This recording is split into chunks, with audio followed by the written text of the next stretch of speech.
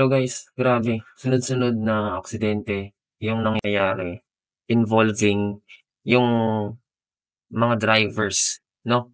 Kaya nga 'di ba, sabi ko dun sa mga nakaraang videos ko, mas okey kung kondisyon tayo sa driver kapagka tayo'y papasok sa ating mga sasakyan. Kasi 'di ba, kaya ka nga kumuha ng lisensya, eh, meaning to say, you can mean harm to others if hindi mo siniseryoso yung ginagawa mo at the moment doon sa kung anong profession mo. Like ito nga pagda-drive, 'di ba? Minsan kasi alam niyo naka-autopilot na lang yung mga tao, eh, 'no, sa pagda-drive, eh. Minsan nakikita mo makakasabay ka, naka-ano naka-go na, naka-stop pa siya, 'di ba? Yung pala nagse-cellphone, 'di ba? Iwasan natin yung mga gano'n. Grabe puwede tayong makabawi ng buhay dahil sa mga gano'ng klaseng habits natin. Kung sasakay ka sa kotse, talagang focus ka sa daan, 'di ba? Hindi yung kung saan-saan ka tumitingin. So ito na naman, meron na naman isang aksidente dito sa NAIA involving an SUV again na nakabangga daw ng ano 'no, ng mga naghahatid lang na pasahero dito sa NAIA. So ito yung footage, panoorin natin yung footage na ano lang natin, i-widescreen lang natin, 'yan. Ang lala talaga nito guys. Ayun oh, grabe, ayun yung footage niya, ayan oh, tignan niyo, oh. Ito siya, ayan. Ayun, inararo niya yung mga tao na nandun sa harap. Ano sa tingin niyo nangyari dito? Ako, personally tingin ko dito, siyempre 'di ba pagka naiya ka, I don't know if nakapaghatid na kayo dito ng passengers na naiya using motorcycle or car or kahit anong ano, naka-Grab kayo. Talagang yung mga guard dito minamadali rin kasi talaga yung mga kotse. So, may pressure. At the same time siguro ito si kuya, eh, nag-rely nga siya dun sa autopilot abilities niya sa pagda-drive, yun pala sanay siya sa manual transmission, 'di ba? Siyempre 'di ba pagka naka-manual ka, hindi agad mag-e-engage yung gear not unless maipasok mo ng tama yung clutch. Tapos maipasok mo siya sa primera and at the same time kahit naka-primera ka although ma-accelerate mo siya, hindi siya gano'n malakas nga yung arangkada niya pero hindi gano'n tutulin 'di ba? Kasi nga ano lang siya, yung pinakamalaking gear. Pero at the same time, ayun nga, siguro ito si kuya since sanay siya sa manual transmission, pagka baba niya siguro ng neutral, nilalagay niya sa drive, eh, akala niya dun sa muscle memory nung paa niya, naka-clutch naka-clutch siya, pero in fact naka-tapak siya sa brake, biglang tapak ng gas. Alam natin kapagka automatic transmission niyan, 'di na yan didiretso. Wala na yang gagawin, hindi na iingay yung makina niyan na humihingi pa ng mas malakas ng second gear, didire-diretso lang yan, 'di ba? So, yun yung isa sa tingin kong nangyari diyan and baka din possible wala siya sa focus, 'di ba? Hay, grabe 'to. So, ilan ang casualties daw dito, tingnan natin, yung footage, eh. Grabe ito, oh, aray. Ito sa pagkakaalam ko ito yung OFW na dapat paalis siya pa lang ng bansa. Tapos nakasama niya yung anak niya for very long time, nito lang na umuwi siya ta's paalis na siya ulit ta's nangyari 'tong accident.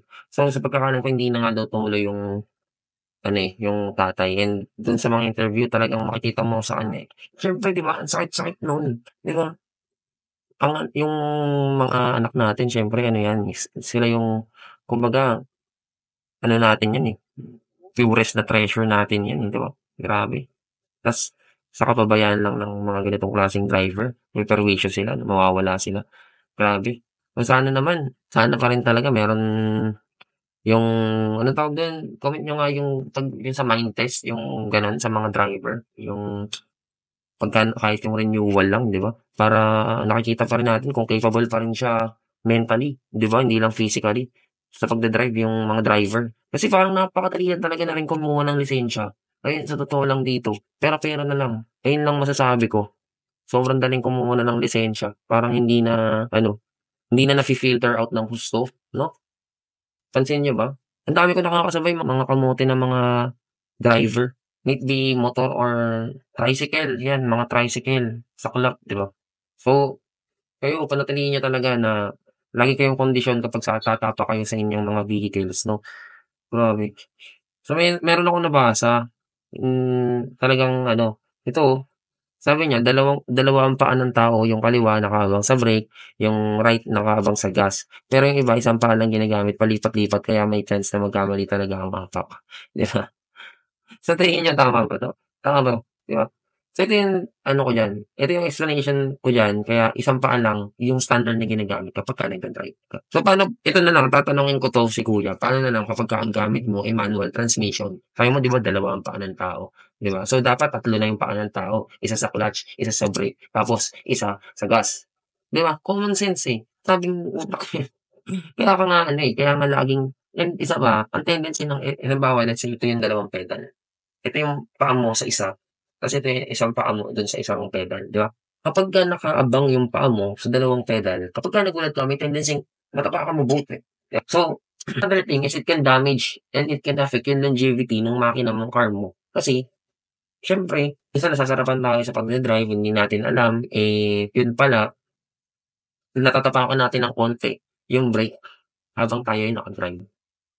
So, ang nangyayari dun, eh, siyempre nawo-worn out yung brake natin at the same time doble yung work output ng ating makina dahil nakatapak tayo ng konti sa brake unknowingly, 'di ba? So, puwede pang magkaroon ng damage yung ano natin, vehicle natin, 'di ba?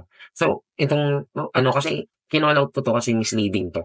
Marami akong tropa na kinall out ko na ganyan din mag-drive and itong post na 'to misleading 'to.